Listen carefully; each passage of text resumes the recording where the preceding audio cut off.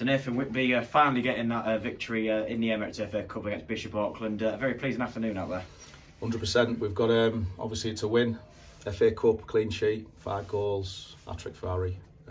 Kevy's obviously back, which is good. Yeah, good afternoon all round. Yeah, and obviously you can say what you want about Bishop Auckland being 2 leagues below us, but the way that Whitby went about the business must have been really pleasing for you.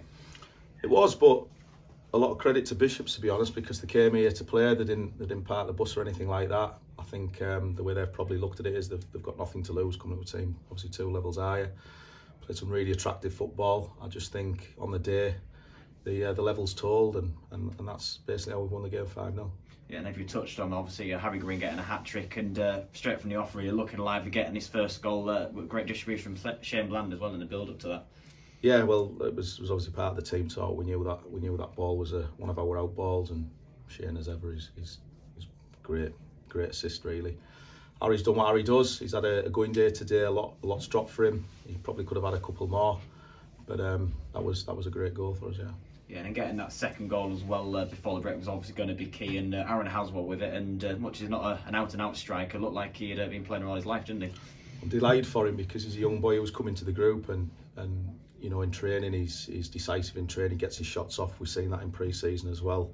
He's got a few in pre-season, but again, like the rest of the team, it's not quite dropped for us when it really matters.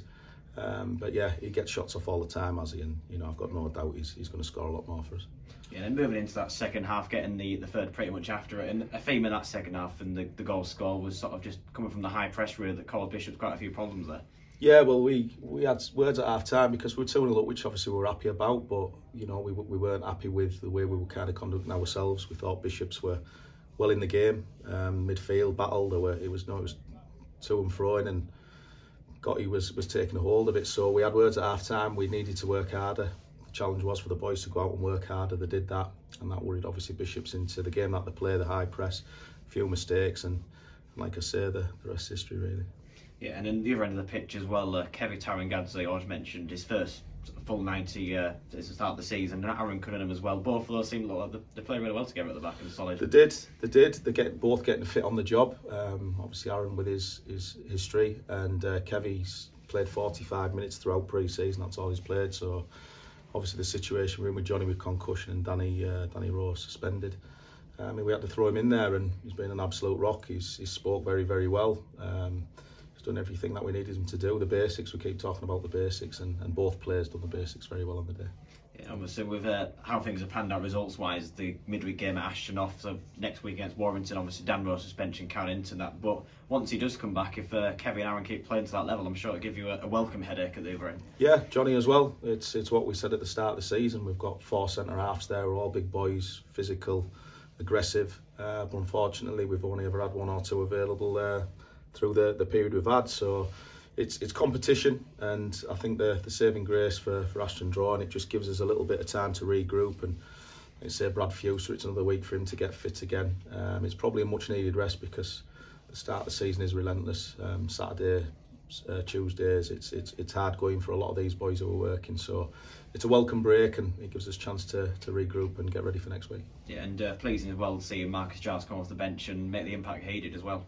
Again, delighted. That's what subs are there to do. You want to bring them on and you want them to make impacts, especially the forward players. Giles has done that. You know, I think he's been on the pitch probably 20 seconds and he's scored a goal. And again, it's just through sheer hard work and taking a gamble, and that's what he did. So, you know, fair play to the kid. Yeah, and just sort of continue to look ahead to that game against Warrington next week, and it's one of those fixtures that's always notoriously been hard, but I suppose at the same time, given Whitby's situation in the league, you've gone into a lot of confidence on the back of this. Yeah. All hard games in the league, it's a bit of a cliche, obviously, but Warrington, big, strong, powerful unit, you know, it's going to be a physical battle without a doubt it is, but we just need to worry about ourselves. We're off on the back of 2 clean sheets now, great performance against Mass, we've took that into today, scored 5. We just need to take it into next week and get the ball rolling in the league. That's what we're here to do. Oh, cheers, Nathan.